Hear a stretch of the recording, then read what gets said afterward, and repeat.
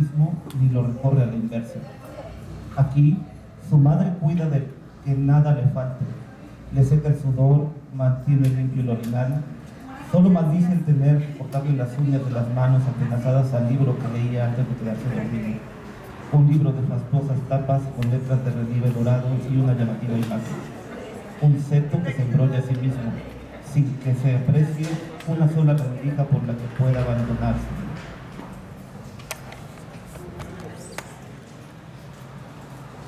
A ver. No, ya.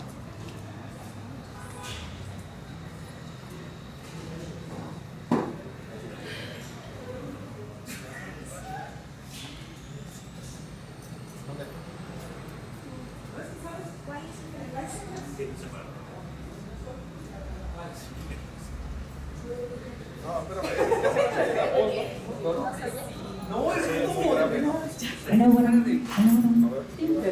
¿Te escucho? Hola, Nápoles. Hola, ¿cómo estás? Oye, por ahí te voy a hablar una. Bueno. Probando 1, 2, 3, 4, 5. Hola, bueno.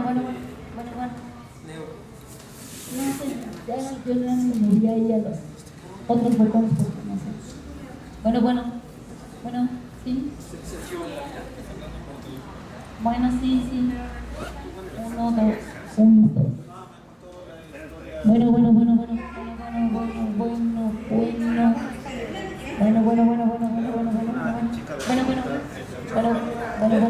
Sí. Pues no sé yo.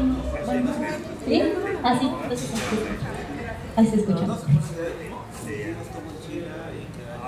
Esa tecnología.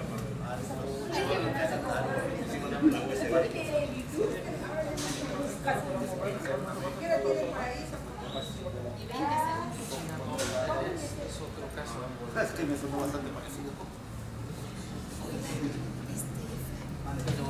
No sé, me sonó bastante.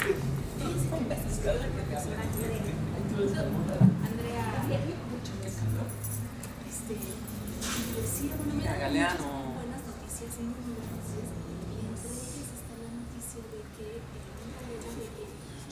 Galeano, en la Universidad de Suiza,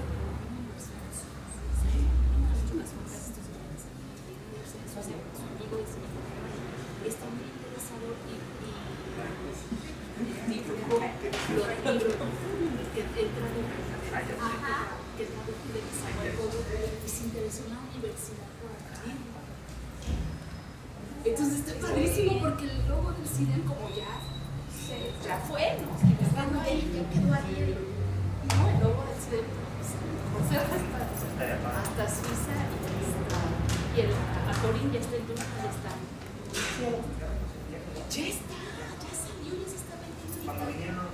Es que no han venido. Esa vez falleció la mamá de Anita. Pero viene ahora en mayo, llega el 3 de mayo, 4 de mayo. Ya, en una semana. Ya llega. Sí, a ver, sí, el maestro Andrea. Y a mí de literal me da 2. Yo pedí además uno para Andrea. Me dijo que iba a traer algunos más, no sé si algunos es 2 más. Hola, ¿cómo estás? ¿Vienes conmigo? Sí te confirmé, ¿verdad? No, porque Norma me... pero no le estás mandando. Sí, yo me recuerdo, pero vete. Es que me van a hacer. Bueno, vamos a continuar con las lecturas y esta se titula El álbum de Alberto Chimal. La cara de su madre, la muñeca que arrojó por la ventana, el libro que quemó, la pecera que vació en la sala, la muñeca a la que arrancó las piernas, su primer psiquiatra, el tazón con el que golpeó a su madre, su niñera poco antes de marcharse, su abuela materna poco antes de marcharse, su padre poco antes de marcharse, la cara de su madre, el gato al que metió en el horno, su segundo psiquiatra, su primer kinder, el niño al que pateó, su tercer psiquiatra, la trenza cortada de su compañera, el rincón en el que estuvo castigada, la cara cortada de su compañera, su cuarto psiquiatra, su segundo kinder, el perro al que destripó, la silla a la que fue atada, el brazo en cabestrillo de su madre,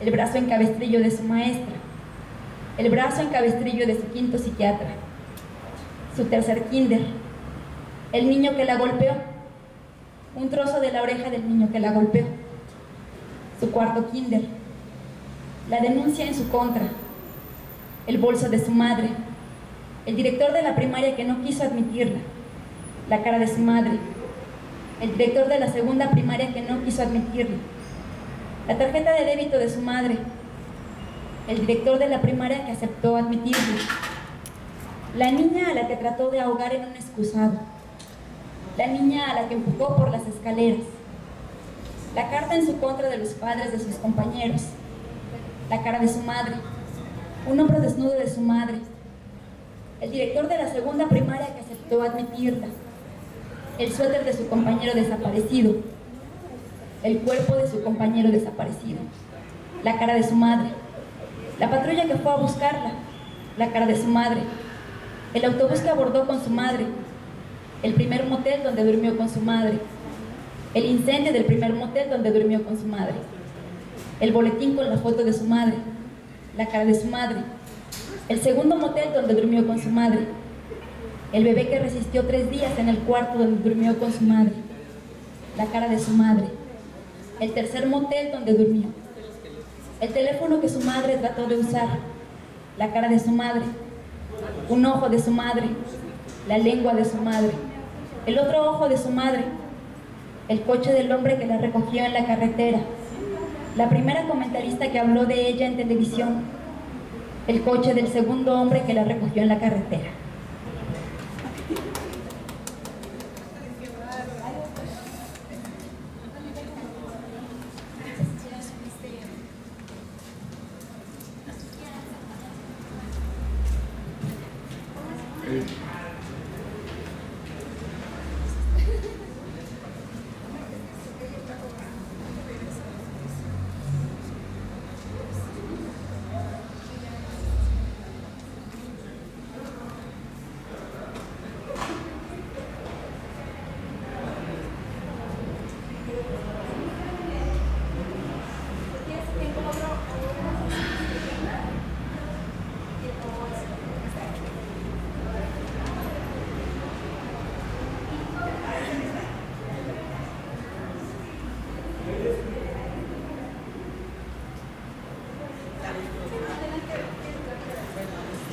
Ali Chamucero, poema amorosa raíz.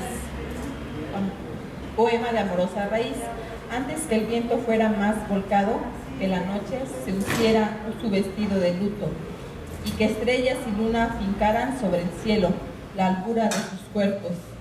Antes que luz, que sombra y que montaña miraran levantarse las almas de sus cúspides.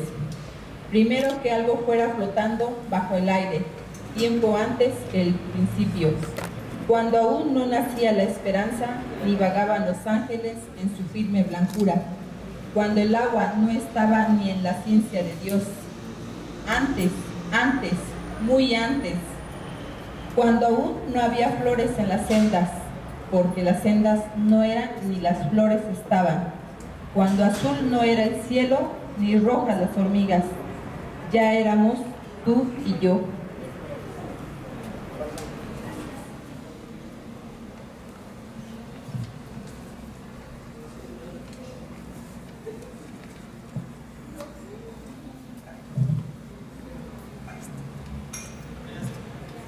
Trilla, Davo Valdés de la Campa, Cuernavaca, Morelos. Yo creía que los perros eran ángeles.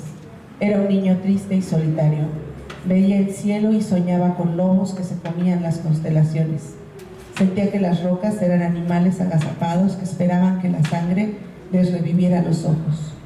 Entonces me golpeaba la frente y mi madre venía a decirme que no molestara a los muertos. ¿Qué era eso que llamaba muerte? No lo supe hasta que vi un cangrejo muerto en la arena. Y no fue el mar que veía por primera vez lo que marcaba mi corazón con tristeza, sino la sensación de que yo era un cangrejo y que ni el andar hacia atrás iba a salvarme de la muerte. Y entonces llegó mi primer perro, una noruega gorda que me dejaba dormir sobre su regazo, un animal que sonreía con todo el cuerpo. Nunca vi sus dientes, pero en sus ojos habían cosas que no tienen palabras para ser nombradas. A veces le preguntaba si me quería y sus respuestas eran ambiguas. Se tiraba boca arriba y me pedía con las patas que le sobara la panza. Otras veces me tocaba las mejillas con su nariz fría. Ahora lo sé, nunca me faltaron fantasmas para jugar. Siempre tuve el espejo para saber que era yo solo el que crecía triste. Pero también estaba ella con su cola enrollada como caracol. No recuerdo cómo ladraba, recuerdo el día que la vi por primera vez. Le puse un nombre y lo repetí para no tener miedo por las noches. Cuando murió, yo estaba lejos frente al fuego de una fogata y soñé esa noche con ella. La muerte ya no era un cangrejo, era esa cosa invisible que le llenó los ojos de cataratas. Era el dolor en la cadera que no la dejaba caminar hasta donde yo la llamaba. Era una estrella que explotaba sin que nadie pudiera escuchar su llanto. Cuando volví, la enterré en el patio, en ese rincón en donde descansan todos los perros que me han acompañado. Un día de octubre nació un árbol de limón y cada vez que bebo agua de sus frutos pienso que pruebo la muerte y el recuerdo de todos ellos. Yo mismo quiero ser un árbol cuando muera. Así todos los pájaros dormirán en mis brazos. Un día el canto del censontle me llenará el corazón de calma y llegaré a ese lugar donde me esperan todos los perros. En el cielo púrpura de la mañana vi cómo desapareció una estrella. Pensé que era Triga, que comía constelaciones como si fueran croquetas. El viento frío del fin del invierno era la traducción de eso que le pregunté cuando era niño. Es que la muerte nos habla en formas tan distintas.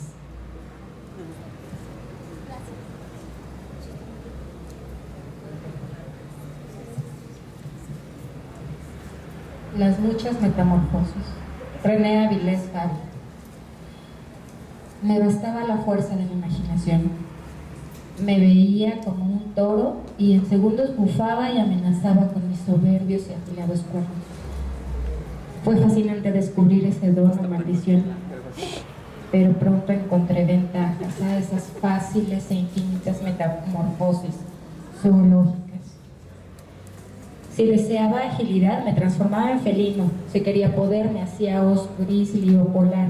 Si quería venir del fondo de los tiempos, recibía el aspecto agresivo del cocodrilo. Si era indispensable la astucia, recorría al zorro. Si quería dignidad, escogía entre el león y el lobo. Viéndolo bien, era una estupenda bendición venida de no importa dónde. Era feliz con las muchas personalidades que podía adquirir. Fui cebra, fui hipopótamo y fui rinoceronte. Dichoso, sí, y mucho. Un enfermero le dijo al otro: nadie sabe qué clase de locura padece. Pasa el tiempo absorto ante el espejo haciendo extraños movimientos y gestos absurdos.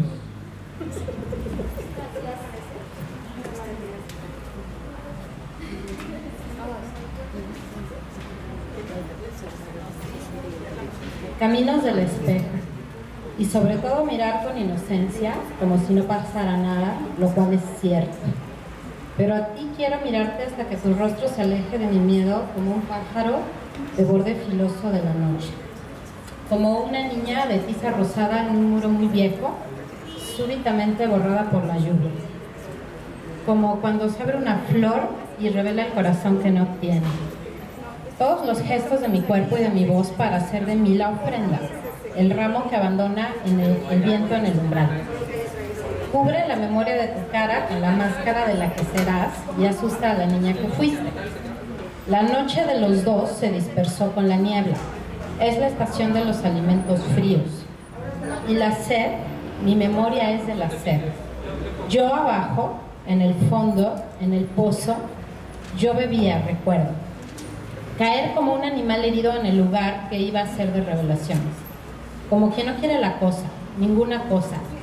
Boca cosida, párpados cosidos.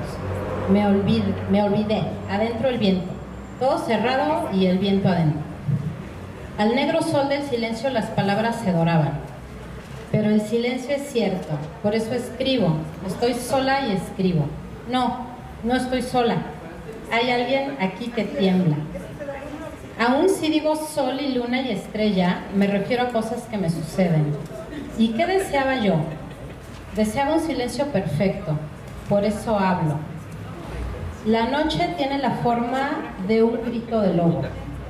Delicia de perderse en la imagen presentida. Yo me levanté de mi cadáver. Yo fui en busca de quien soy, peregrina de mí. He ido hacia la que duerme en un país al viento. Mi caída sin fin,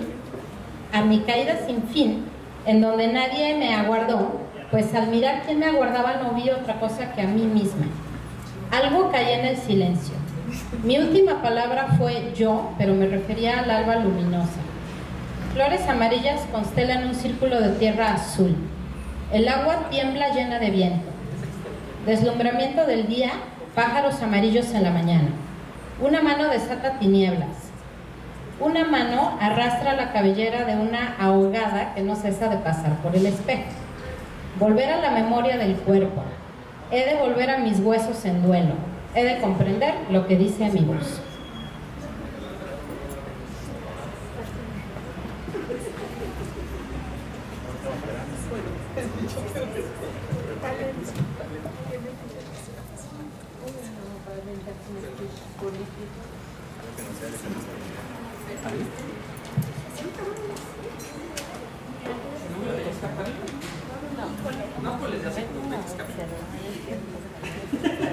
¿En serio? Muchachos, un poco de agua que está fresca. Ah, gracias, qué rico.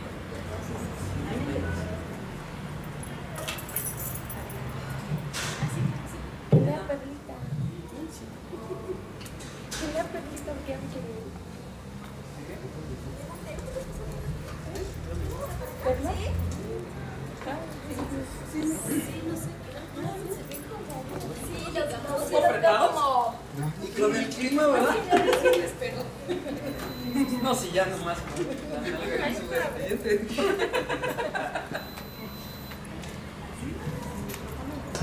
Bueno, buenas tardes. Agradecemos la presencia de todos ustedes. Y bueno, para continuar con nuestras actividades en el marco del Día Mundial del Libro, vamos a proceder a la presentación del libro Miasmas de la Cultura. Y bueno, los dejo con nuestros participantes, que serán el profesor Manlio Reneí, el profesor Nápoles y mi compañera Perla Rodríguez.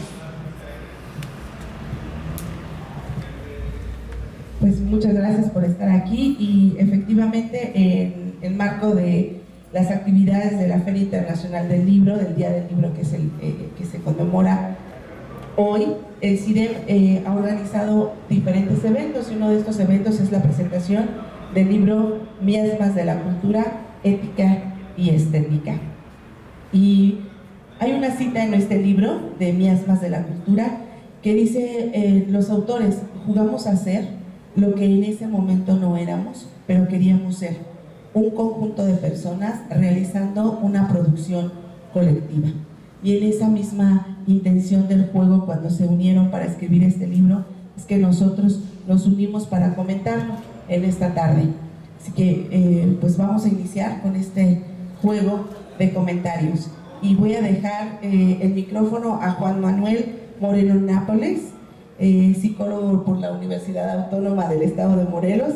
Su formación ha sido en el área de neuropsicología y psicología cognitiva, tanto en la teoría como en la práctica clínica. Es docente desde el 2002 a nivel superior y se ha desarrollado en el uso de las tecnologías aplicadas a la docencia y actualmente es maestrante de enseñanza superior aquí en el CIDEM. Gracias.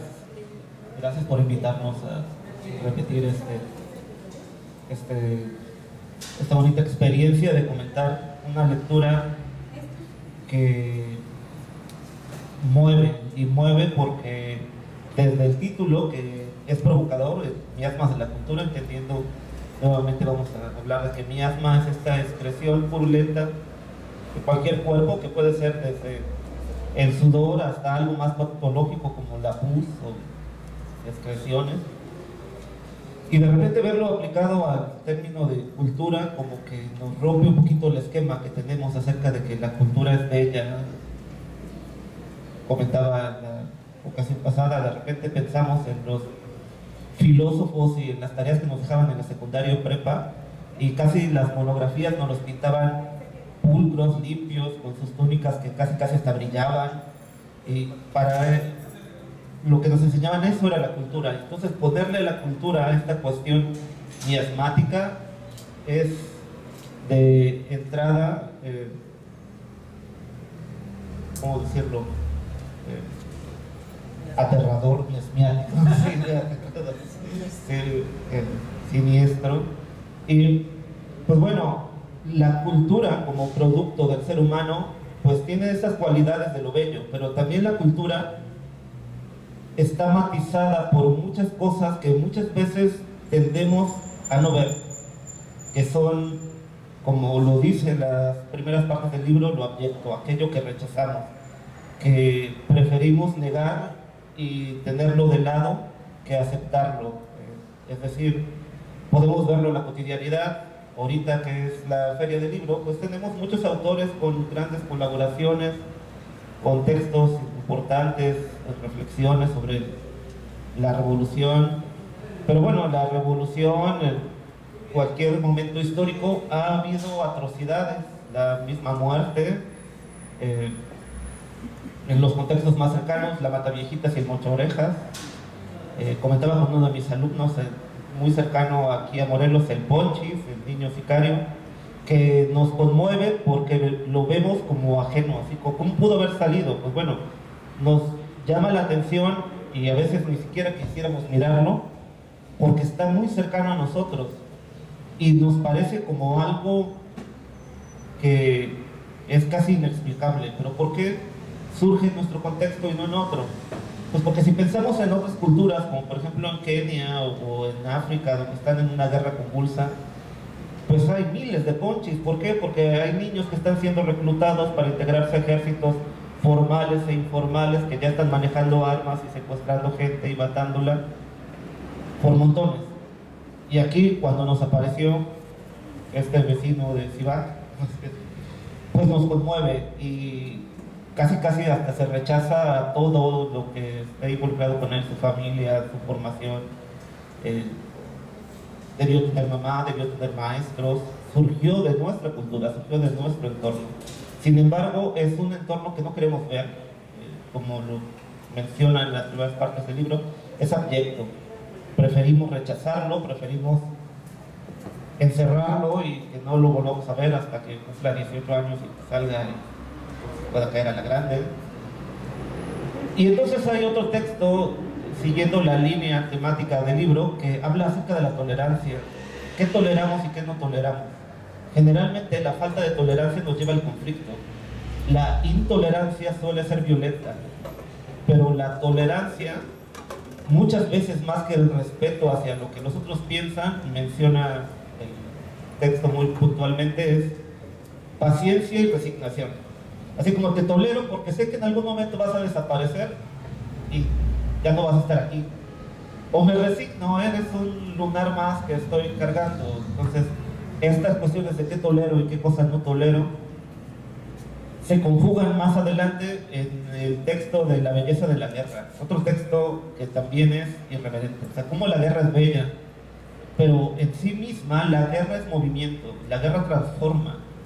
El pensar en un mundo con paz es una metáfora utópica muy bonita, pero si estamos en paz es porque estamos sojuzgando a alguien. Y al estar sojuzgando a alguien para que no brote, teniendo el objeto, pues estamos siendo violentos hacia ese alguien. Estamos manteniendo la paz a través de la fuerza, como película reciente del Hombre de Acero dice Iron Man, ¿no? Es decir, privaticé la paz mundial, ¿cómo? Pues teniendo las mejores armas. Con armas poderosas puedo tener en paz a todos.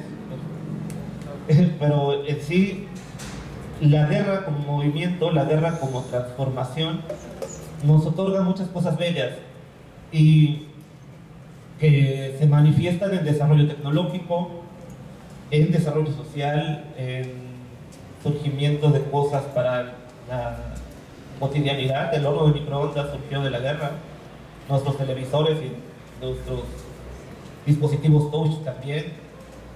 Y así el libro va avanzando en otros temas que nos llevan hacia otros miasmas como los excesos.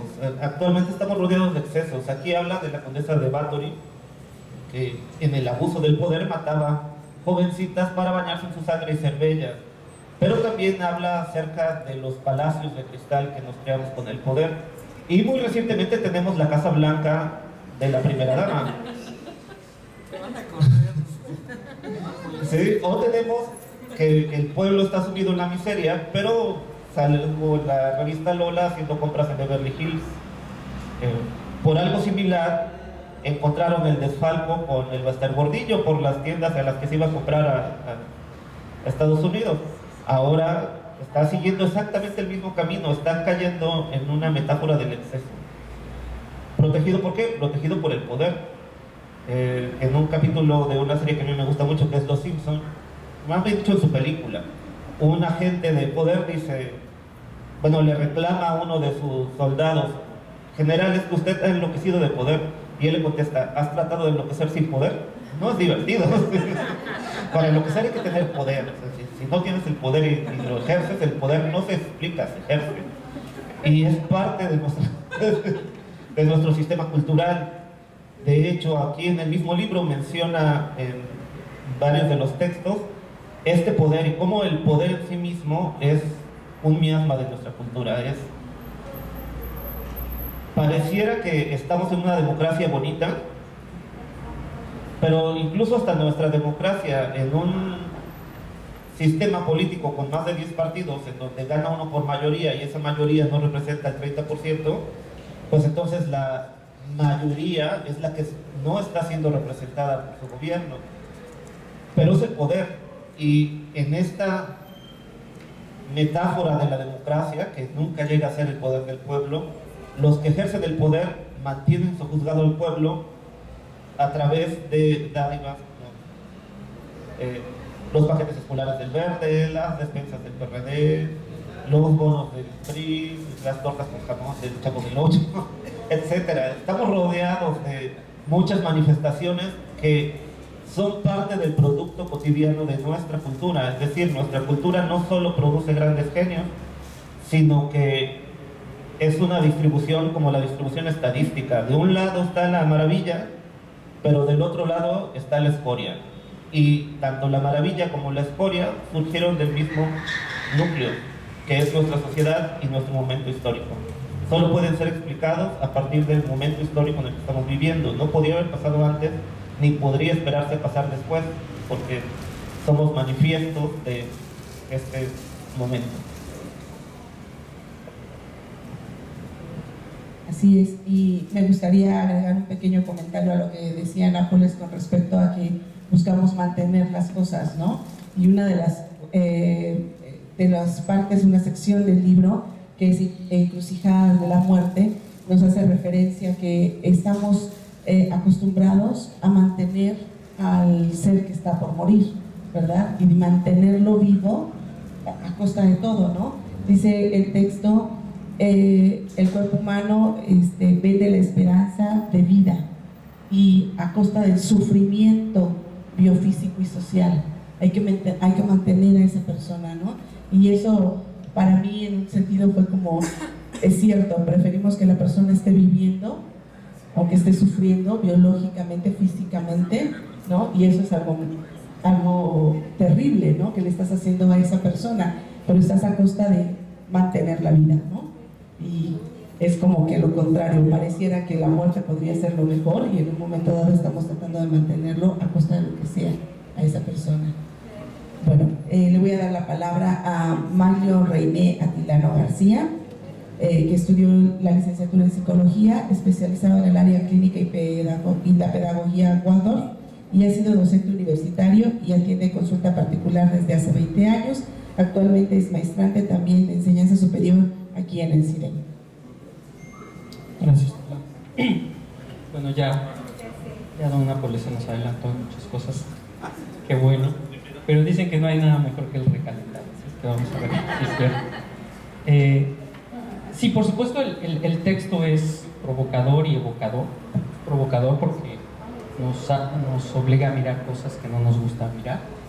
Ya lo reivindica la referencia a este artículo de Freud, lo ominoso o lo siniestro, ¿no? Como el origen de todo aquello que nos hace ser pero que no queremos ver, que no queremos mirar, que no queremos ser, que nos niega o lo que negamos pero que al mismo tiempo nos define, ¿no? Lo abyecto, lo negado, lo oscuro, lo feo, creo que es lo que reivindica este libro, ¿no? La estética de lo feo, de lo pinche, de lo pestilente, de lo que no nos gusta. Y bueno, esto es tan natural o natural como la parte bella, como la parte hermosa, como decía de Nápoles, ¿no? No existe una cosa sin la otra, ¿no? Eso es mucho lo que reivindica el libro. Creo que cada uno de los artículos versan sobre esto, la necesidad de ver el lado oscuro de la luna, ver esta parte abyecta, esta parte negada, esta parte horrible, morbosa, siniestra, que nos asusta, por supuesto, que nos asusta todo el tiempo. Hay muchas frases del libro que merecen ser rescatadas, pero ahora sí me voy a quedar con las ganas de leerles una cita un poco extensa que tiene que ver con justo las encrucijadas de la muerte. Aquí está Ana para que nos documente si alguien tiene dudas sobre el tema. Está describiendo cómo era la estética de la muerte para los antiguos mexicanos, ¿no? Cómo era una forma de vida, ¿no? Los antiguos mexicanos decían que la muerte era la feliz ocasión de eso, de ganarte un lugar digno. Morir era un privilegio en ese sentido. Y tenía, por supuesto, otra connotación. No olvidemos que tampoco había infierno, ¿no? En el antiguo Tlalocan y en todas estas partes había Mictlán, estaba Mictlantecutli, el señor de la muerte, pero no había infierno, ¿no? Había 13 cielos.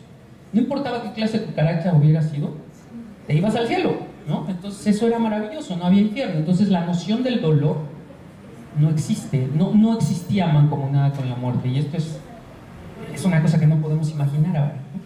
Entonces Ana nos deleita y nos dice respecto a los ritos sacrificiales en honor a Xipetotec, nuestro señor desollado. Un grupo de prisioneros debía pasar la noche en vela, ataviados con prendas blancas y rojas, cubiertas de plumón y plumas blancas. Quedaban acompañados de sus amos toda la noche. A medianoche se les quitaban algunos cabellos del extremo superior de la cabeza.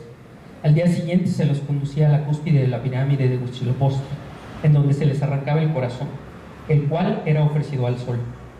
Los cadáveres eran arrojados a una plataforma que estaba bajo los escalones del templo. Los cuerpos eran decapitados y desollados.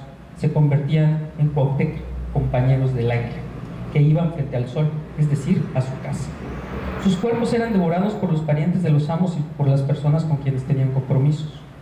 Otros prisioneros, distinguidos por su valor, morían en el sacrificio llamado, por sus intérpretes, gladiatorio. A estos prisioneros, después de velarlos y haberles quitado los cabellos de la parte superior de la cabeza, los amos los llevaban al lugar del sacrificio. Ahí había 2 guerreros disfrazados de águilas y otros 2 vestidos como jaguares. Los 4 estaban armados con escudos y espadas de madera afiladas con obsidiana. Alzaban sus armas hacia el sol y danzaban, simulando un combate.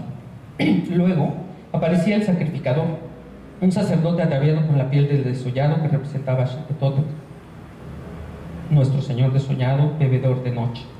Descendía de la cúspide de la pirámide de Xipe y se sentaba cerca de la rueda de piedra o temalaca, el lugar del sacrificio, con el sonido de instrumentos de viento.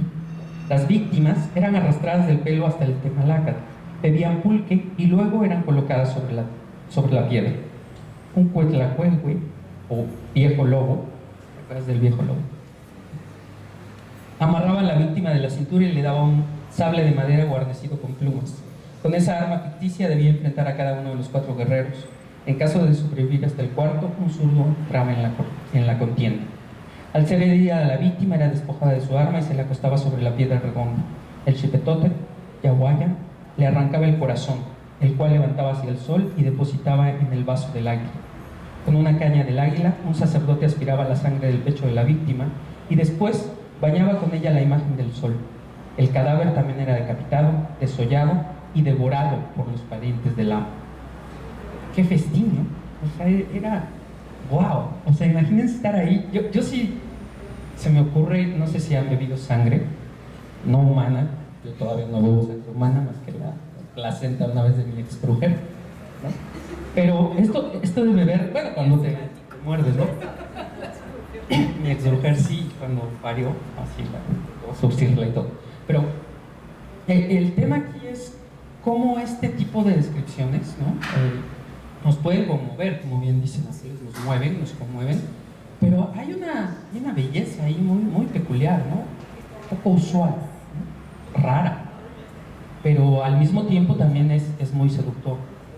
Alguna vez en la Sierra de Guerrero un viejo me regaló un caracol y me dijo que yo era un Coscacuautl. Yo en ese entonces no entendí qué era eso. Después averigüé que Coscacuautl es un zopilote. Y entonces luego entendí que el zopilote y el tepezquicle son los animales que ayudan a bien morir. Uno porque conduce el perro y el zopilote porque te descarna, ¿no? Entonces dice, ¿no puedo ser un conejito o algo así? No, un Coscacuautl, pelón y feo, ¿no? Sígueme aquí, ¿no? Y entonces a eso me dedico mucho, ¿no? A la parte terapéutica que tiene que ver con ayudar a morir una parte de la gente. Este libro ayuda a entender ese tipo de cuestiones, creo yo.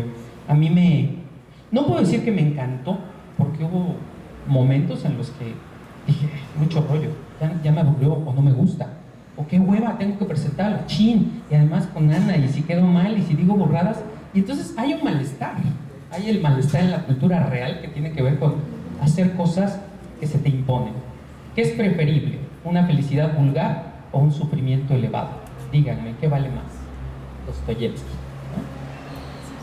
Cuando yo le pregunto esto a la gente, no, por supuesto, un sufrimiento elevado, ¿no? Todos queremos ser estoicos y acá, ¿no? Cuando la gente habla de la reencarnación, todos fueron, bueno, la reina de Java y el príncipe egipcio, nadie fue una puta sifilítica o un mendigo leproso, ¿no? Nadie es eso, nadie es lo feo. Todos queremos ser bonitos, agradables, amables, afables, bien queridos, bien recordados. Pero la verdad es que no somos así, la mayor parte del tiempo somos miasmáticos, ¿no? Nos tiramos pedos, olimos mal, sabemos mal, tenemos pensamientos miasmáticos todo el tiempo, pero no es de buen gusto decirlo, ¿no? O sea, esta sociedad hipócrita del Prozac y de la aspirina, de que no te duela, que no te pase nada, no te quejes, nos hace ser muy hipócritas, ¿no?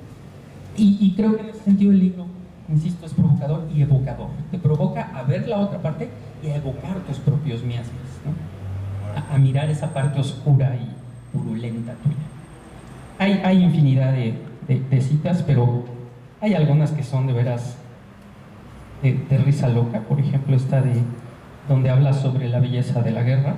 Y hay una cita de cómo en la primera cruzada, frente al sitio de los cátaros de Montsegur, no se podía hacer mucho debido a los altísimos muros de la fortaleza. Todo era un caos. Confundidos entre el enemigo, entre los guerreros había muchísimos hombres y mujeres buenos, como dice la historia.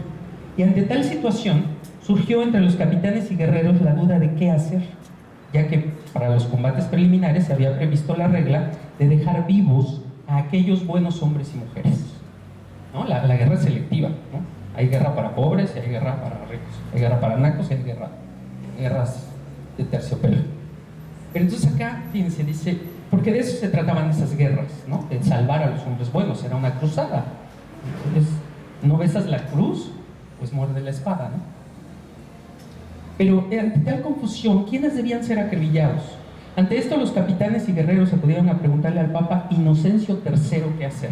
El nombre no deja de ser, ¿no? Inocencio se llama el güey. Él, según cuenta el relato, magnánimamente los instruyó con la consigna: matadlos a todos, ya Dios recogerá a los suyos. O sea, total, ¿sí? ¿No? O sea, vaya, ante eso, ¿qué haces? ¿No? Y todavía estas guerras eran dignas, digo yo, ¿no? Esa idea de agarrarte con la espada y blandirte con otro, a mí se me antoja muchísimo, sinceramente, será mi parte sádica, masoquista, no sé. Pero ahora no, ahora las personas son un punto en una pantalla y ¡pum!, ¿no? Se esfuman, ¿no? O sea, es también sobre lo que advierte este texto, ¿no? Cómo las guerras ahora son la eliminación del otro, pero la negación del otro, cuando la guerra antes era la afirmación, ¿no? El otro, pactabas, te medías con el otro y según tu enemigo era tu tamaño, ¿no? ¿Qué sería el Batman sin el Guasón, ¿no? Entonces se une el sapo a la pedra. Pero acá lo que nos pide este libro es reconsiderar esta nueva barbarie, ¿no? Que se basa en la supuesta cultura. Como bien dice Nápoles, parece contradictorio, mi alma es de la cultura, pero no, es perfectamente comprensible. La cultura es miasmática en sí misma, ¿no? La guerra, lo hablábamos mucho, ¿no? Es el gran acontecimiento que permite la evolución de las sociedades. Se inventan tantas cosas en las guerras, se mejora la forma de exterminio, se depura la raza. Hay quien ha dicho, ¿no?, que el nazismo también era una forma de humanismo. Digo, ya desde ahí, pues, todo se vale. Entonces, bueno, me gustaría citar algunas otras frases del libro, pero tampoco quiero acompañar la palabra, mejor lo platicamos. Pues haciendo un comentario más acerca de lo que comenta Manlio, en cuanto a acostumbrarnos a lo que está ahí, hacerlo lo miasmático algo normal, es lo que nos llevaría a lo contrario de la guerra, ¿verdad? A estar en una anestesia, a estar acostumbrados a ver lo que está mal, a estar acostumbrados a que se publique en los periódicos que decapitaron, que destazaron, que mataron, ¿no? Y hacerlo algo normal, y entonces no hacer nada, quedar anestesiados ante estar acostumbrados a que eso se esté pasando, a que lo que es anormal sea lo normal, a lo que es horrible sea cotidiano, y eso nos encierra. Dice el autor Raimundo Mier en uno de los textos, la paradoja de la aterradora normalidad, ¿no? La paradoja de la aterradora normalidad, hacer normal aquello que no debería de ser normal, ¿no? Aquello que nos debería de levantar y hacer cosas diferentes, ¿no? Alguien en nuestro seminario comentaba, por menos de lo de Ayotzinapa, en otros lugares se han hecho guerras, revoluciones, ¿no? Por menos de lo que ha pasado en otros lugares, en instituciones que desaparecen, se han cambiado cosas, ¿no? Pero ahora aquí es como, es normal, así es. La primera dama se va a gastar dinero allá, sí, eso es lo normal. ¿Cuál es el problema? Sale publicado en los periódicos, todos lo sabemos. ¿Por qué escandalizarnos, no? Y eso es algo que el libro, yo comentaba en la presentación anterior, cuando yo leo y dice, todos somos una posibilidad miasmática, yo lo primero que dije fue, no, yo no. Perdón, yo no.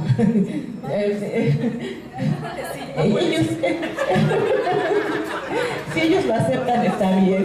Yo no. Y para mí fue un reto. Cuando lo estuve leyendo, precisamente como decía Manlio, hubo textos que me confrontaron y que rechazaba de momento, pero poco a poco, al estarlo leyendo, al estarlo viendo, me estoy dando cuenta, no, sí, todos somos miasmáticos, todos somos posibilidad de eso, ¿verdad? Y como decía Manlio, pues todos olemos mal y hacemos cosas que no son así. Pero lo interesante es que te reta el libro, y quien quiera adquirirlo está de venta aquí en el CIDEM. El costo del mismo es de 100 pesos.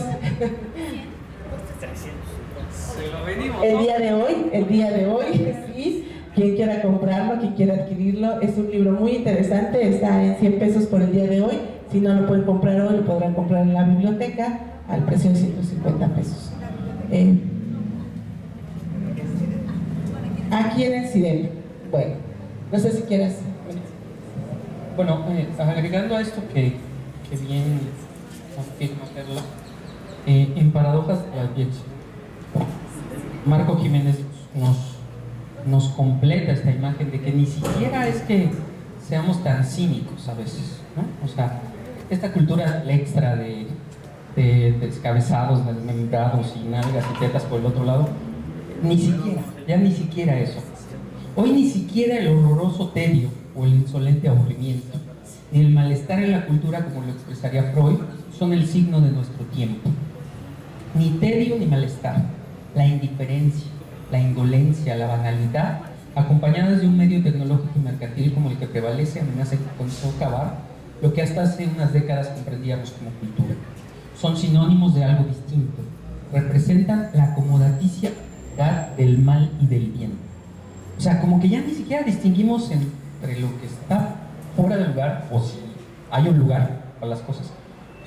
Estamos topados, ¿no? El concepto de ataraxia, fíjense qué interesante. Los griegos, la ataraxia era una cualidad, era la búsqueda de este bienestar o de este estado de equilibrio, no de plenitud, de equilibrio, ¿no? Una ataraxia contemplativa, pero al mismo tiempo mesurada, ¿no?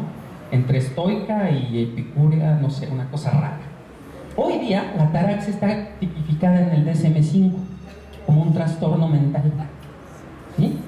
O sea, ser ataráxico es que ni frío ni calor, che. O sea, estás en 0 grados, fijo, ¿no? Es así como, te vale con el todo. O sea, todo te da lo mismo. Hay una indolencia total, o sea, una indiferencia del sentimiento. Y es un malestar muy común. En el 2010, la OMS declaró que la principal enfermedad en el mundo era la depresión. Somos una sociedad deprimida. En cualquiera de sus formas, desde el intento suicida hasta las adicciones, la bulimia, lo que quieran. Pero son formas de depresión. Estamos deprimidos, no creemos en nada ni en nadie. Decía Nápoles, ¿qué? 10 partidos políticos. ¿Y por quién van a votar? Yo voy a votar por mí, no sé ustedes. Yo voy a votar por mí. Sí, pues si esos güeyes pueden proponerse, pues yo también, ¿no? A ver si nos ponemos de acuerdo y hacemos un partido por la mitad o algo así. Entonces, esta indolencia ante lo que nos pasa, ¿no? La indiferencia del vecino que tira la basura o el tipo que tira la lata en el coche, son lo mismo que comprar el extra o que dar una mordida, ¿no? O sea, es la misma cosa, pero no lo vemos, ya no nos escandaliza, hemos perdido mucho la vergüenza, ¿no? Creo que eso es también algo que el libro reivindica, ¿no? El por qué nos viene pasando esto.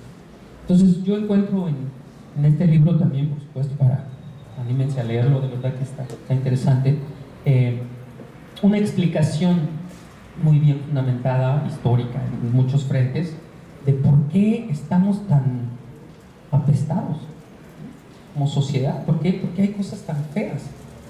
Y no es que lo feo en sí mismo esté mal, ¿no? Porque lo feo se ha hecho como sinónimo de lo maligno, y no es así, ¿no? Habemos feos que somos buena onda, pero ¿verdad? No, pues,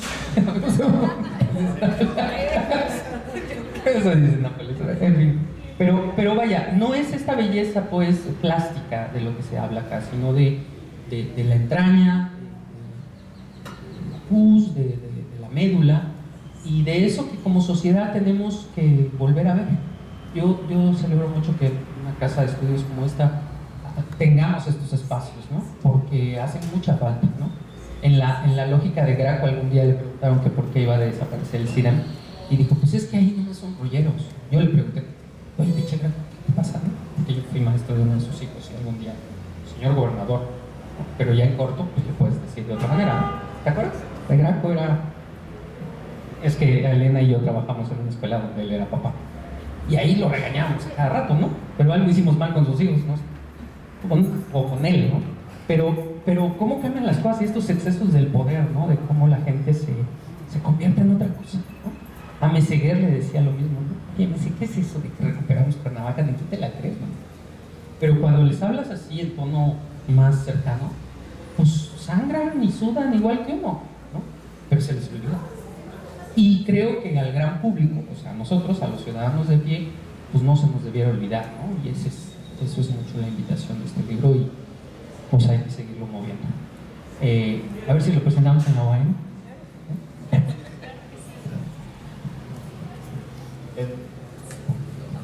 esto de la cotidianidad. En esta semana fue, bueno, entre ayer y hoy, declaraciones de Obama donde ofrece disculpas al mundo, principalmente a los estadounidenses, porque en un ataque de drones para, según rescatar rehenes de Al Qaeda, pues el dron no distinguió quién era islámico y quién era estadounidense y mató a todos. Sí, como la cruzada, ¿no? Hombre, pero los gringos ya están en el cielo. Sí, sí, sí. Dentro de un texto que también su título es provocativo, Anhelos para la destrucción del mundo. Habla acerca de muchas cosas de los últimos años que tienen que ver con este uso del poder y la tecnificación y cómo nos estamos acabando el mundo a pedacitos. Y una contradicción de la cual hace mención es que Obama, el primer presidente afroamericano en Estados Unidos, recibió el Premio Nobel de la Paz en 2009, y en una de sus declaraciones dice: debemos comenzar por reconocer el difícil hecho de que no erradicaremos el conflicto violento de nuestra época. Habrá ocasiones en que las naciones, actuando individual o conjuntamente, concluirán que el uso de la fuerza no solo es necesario, sino también justificado moralmente. O sea, podemos juntarnos o lo hacemos solitos, pero si se nos ocurre matar a un montón, se vale. ¿Por qué? Porque tenemos el poder y lo ejercemos. Sí, sí, es impresionante y son cosas cotidianas. Y lo está diciendo el Nobel de la Paz. ¿Cómo la paz promoviendo la guerra y el conflicto violento? Pues porque la paz, como lo mencionaba hace un rato, es una metáfora utópica bonita, pero para mantenerla se parte de la guerra, una guerra de sojuzgamiento y poder. Complementando también un poco lo que dice Nápoles, dice María Luisa Murga Meller en La belleza de la guerra, dice: si, como señalara Durkheim, en la guerra es cuando la vida pública es más intensa. Entonces es por ello que en las sociedades primitivas el motor era la guerra, específicamente la guerra contra esa potencia de lo uno que instaura una división dual, ahoga la vida pública y anula las diferencias. El Estado como encarnación de eso uno, ¿verdad? Y también hay un poquito más adelante una cuestión en cuanto a la cuestión de la guerra como el motor para la consecución de la preservación de un nosotros autónomo en la diferenciación, ¿verdad? Dice, y ahí es donde, desde la perspectiva de este trabajo, radica la extrañeza de la belleza de la guerra. Cuando se está en guerra, entonces hay una unidad, hay un nosotros, ¿no? En ese nosotros hay una sociedad que se une para pelear contra algo. El problema sería el problema de la sociedad es que ya no hay ahorita un nosotros. Es, pues, allá los de Chiapas son los que tienen problemas, o los del norte, ¿no? Aquí en el centro, pues no nos está pasando eso. Es a los del CIDEMA los que quieren desaparecer, a nosotros no. Vámonos, ¿no? Entonces, es esa indiferencia de ese nosotros, ¿no? Alguien me comentaba hace poco tiempo, y lo había escuchado antes, de un relato que hacía mi papá cuando estaba en la cuestión del 68, y decía que cuando llegaban todo el mundo y se reunían, tú podías saber y diferenciar precisamente quién eran los que venían del Politécnico y quiénes eran los que venían de otra universidad y quiénes eran los que venían de diferentes universidades por sus características, porque eran uno solo de ellos mismos, ¿no? Y en esas universidades, de ser uno solo, se unían al fin para ser otro uno solo en lucha en contra de lo que estaba pasando en ese momento del 68, ¿no? Y el problema aquí ahora es que ya no hay esa unidad, ¿no? Es cada quien se rasca como puede, cada quien hace lo que puede y camina solo, ¿no? Y la guerra era lo que provocaba. Por eso decíamos, por menos de lo de Ayotzinapa, se habrían unido muchísimos más para hacer algo, ¿no? Incluso en este movimiento de Yo Soy 132, se podía ver eso, ¿no? Una unidad, no importaba de dónde fuera, y eso es lo que está buscando, lo que perdemos cuando nos volvemos miasmáticos, en el sentido de ser dormidos, de estar abyectos, de estar excretando lo que no nos gusta para querer nada más tener lo bonito, ¿verdad? Y pues bueno, invitamos nuevamente a comprar el libro que está aquí. Y bueno, está aquí una de las autoras, que es Ana María Valle Vázquez, que es profesora de posgrado de Pedagogía del Seminario de Imaginarios Sociales e Identidad, y también tenemos el gusto y el honor de que sea también profesora investigadora de aquí del CIDEM y que imparta algunas clases. Y no sé si del público que está aquí quisieran hacer alguna pregunta, algún comentario.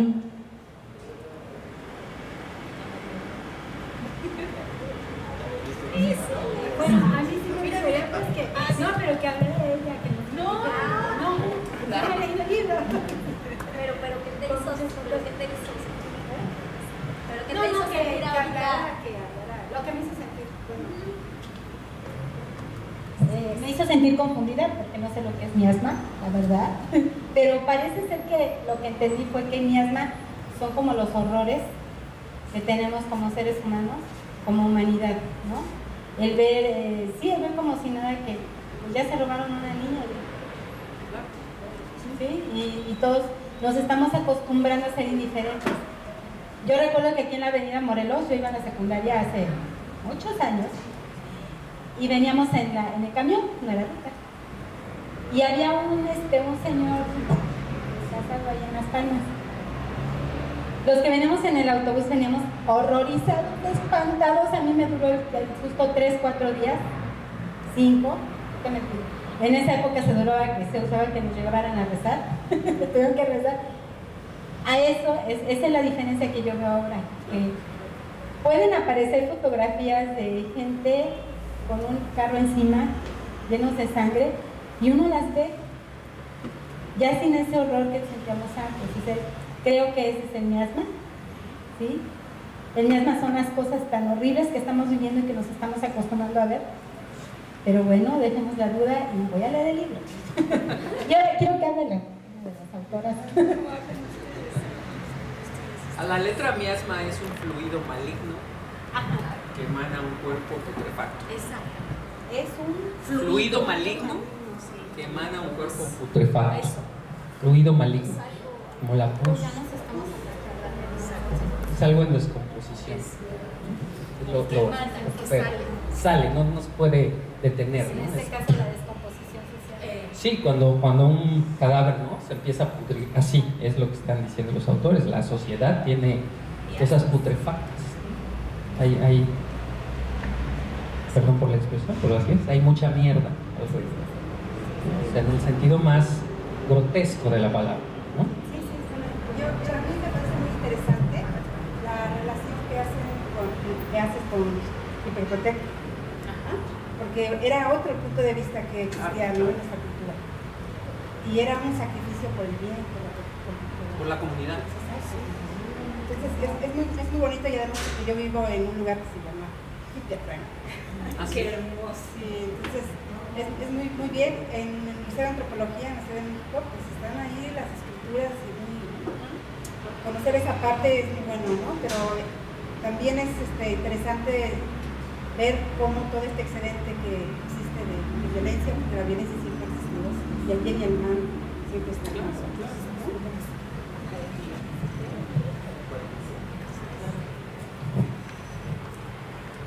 Pero bueno, también además de la cultura y este gran conjunto que somos como sociedad, como país, como mundo, también el libro aterriza en uno mismo, y en uno mismo desde el punto de vista corpóreo, es decir, el cuerpo de la muerte, pero también el cuerpo del erotismo. El libro cierra con un texto bello que se mueve en muchos planos conceptuales, que es acerca de la condesa sangrienta de Elizabeth Bathory. Y aquí me gusta mucho el manejo que hace sobre el erotismo, y me voy a permitir leer un par de citas en donde dice: el erotismo es visto como subversivo, es del orden de lo prohibido por violentar la finalidad de la reproducción. Como impulso de deseo, desconcierta el entramado prescriptivo de la conducta sexual, porque no hay otra búsqueda que el placer mismo. Es lo lúdico, en donde se disuelven los roles sociales y hay una apertura a la exuberancia del ser, que en su forma más radical puede ser la nada. Es decir, está hablando del cuerpo y cómo el cuerpo nos permite gozar a la vez que nos permite sufrir o nos permite ejercer sufrimiento, como en esta otra cita, Elizabeth Bathory, como ya lo había comentado hace rato, pues mataba a doncellas para sacarle sangre, bañarse y ser bella. Tenía el poder para hacerlo y probablemente nos preguntaríamos, con esta posibilidad de ser miasmáticos, si ustedes se pusieran en sus zapatos y tuvieran ese poder y les dijeran que embarrados de sangre de muchachitas de secundaria jóvenes van a permanecer siempre bellas, ¿lo harían? O jovencitos. Y entonces aquí hay un texto donde dice: con gran ímpetu arrancaba la carne en los lugares más sensibles, mediante pequeñas pinzas de plata hundía agujas, cortaba la piel de entre los dedos, aplicaba a la planta de los pies cucharas y planchas enrojecidas al fuego, fustigaba. Durante sus crisis eróticas escapaban de sus labios palabras procaces, destinadas a las supliciadas. Imprecaciones soeces y gritos de loba eran sus formas expresivas mientras recorría enardecida el tenebroso recinto. O sea, es una maravilla de narración acerca de lo que le estaba haciendo, pero que está recayendo en el goce, cómo en nuestro cuerpo nos permite gozar. Es decir, sudamos y a lo mejor olemos feo, como decía Manlio, pero en una relación erótica, cuando sudan los dos, no es feo, es sabrosísimo. Y así como él hablaba de su ex mujer, había probado la sangre, pues hay ciertos erotismos que muchas veces decimos guácala y otras veces decimos guácala, qué rico, como en México se habla del clásico vampirazo, que es aplicar sexo oral mientras la mujer está teniendo su periodo. Suena completamente desagradable o atractivo, dependiendo de qué tanto seas tolerante a una cosa u otra. Hasta dónde se medio centrado. Hasta dónde te lleva tu límite de la tolerancia. Y, pues bueno, como verán, el libro invita a disfrutar algunas cosas, aunque como dice Manuel, objetivamente hay algunas que dicen ¿de qué está hablando? La presentación pasada yo me atreví a decir que de repente insulta nuestra inteligencia, es decir, nos deja, pues realmente estoy entendiendo lo que estoy leyendo y le doy otra repasada, pero la insulta empáticamente. Después decimos, algo así había pensado yo en algún otro momento. Efectivamente, y para agregar un poco al comentario que nos estaban haciendo hace ratito de la cuestión de las miasmas y qué significaba en el libro, y como decían, bueno, pues es esta secreción, ¿verdad?, que es fea, que es de los cuerpos putrefactos. En realidad el libro nos lleva de la mano a ir viendo cuáles son las cuestiones que están echándose a perder en nuestra sociedad, qué son las cosas que nos estamos acostumbrando a ver, la explicación de por qué suceden estas cosas, ¿no?, hasta llevarnos a puntos en los cuales nosotros podemos empezar a meditar desde muchas otras perspectivas y viendo la sociedad, no solamente la de nuestra, ¿no?, sino también podemos llevarlo a una cuestión más personal, como decía hace un momento Nápoles, ¿no? Y a mí me encantó el texto de la Encrucijadas de la Muerte, cuando nos dice y nos muestra acerca de la industria de lo que es ya ahorita la muerte, ¿no? Podemos ver nosotros ahí afuera de cualquier hospital, privado o público, a un grupo de personas que están esperando a que llegue el muerto, ¿no? Y para acercarse y sin ninguna contemplación ofrecerte, ¿verdad?, el costo de la caja, el paquete de las flores, si te lo van a llevar o no te lo van a llevar a tu casa, si quieres que lo hagan, que dure 24 horas o quieres 3 días, porque si va a venir un pariente de lejos necesitas que tenga otro procedimiento, ¿no? Y la familia está ahí con el dolor, la familia está ahí con el sufrimiento de la pérdida y no les duele nada decirte, ¿no?, que tienes que pagar tanto y que tienes, y apenas la señora está recibiendo la noticia cuando ya están ahí como buitres, ¿verdad?, acercándose toda esta gente para ofrecerte todo ese tipo de cosas, ¿no? Yo les comentaba en la presentación pasada que cuando mi papá falleció me preguntaba la persona que estaba haciendo el trámite, ¿estás segura que tu papá murió? Y yo, sí, estoy segura que mi papá murió. ¿Cómo sabes que murió? Y en mi mente fue como, lo vi, me vio, suspiró, vi cómo sus ojos se cerraron, ¿no? Y era como un relato hasta romántico, Me dice, no, quiero saber, ¿ya no le late el corazón? ¿Ya no está respirando? ¿Ya sus órganos no están funcionando? Es como, a ver, espérame, ¿cuál es la realidad? ¿No?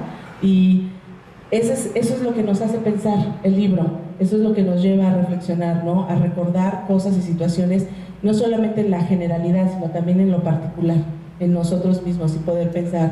Comentaban los compañeros, ¿cuántos de nosotros no hemos participado en algunas de esas situaciones, ¿no? Hemos pasado, comentaba hace ratito, hace años se veía una persona decapitada y lo tenían que llevar a que orara por él, ¿no? O que rezara por él, ¿no?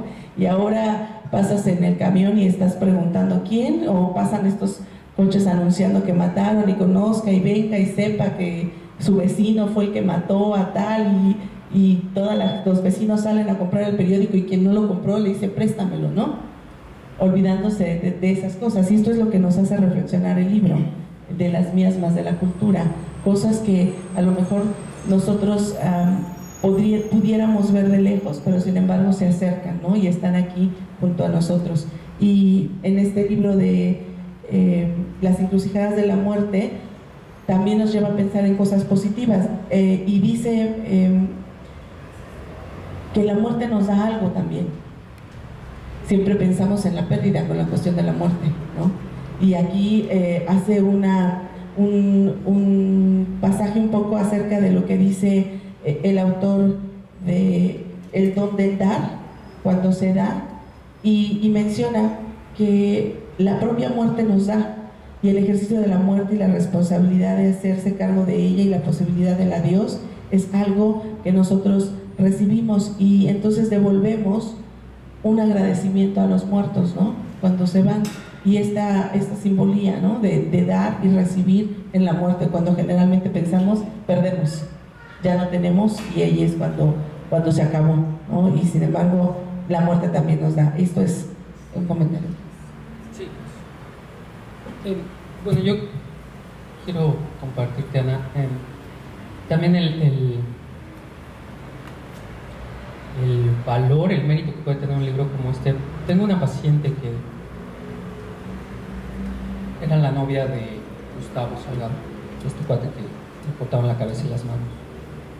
Y para ella ha sido muy, muy complicado, por supuesto, todo este duelo, todo lo que implica, la parte, como ella dice,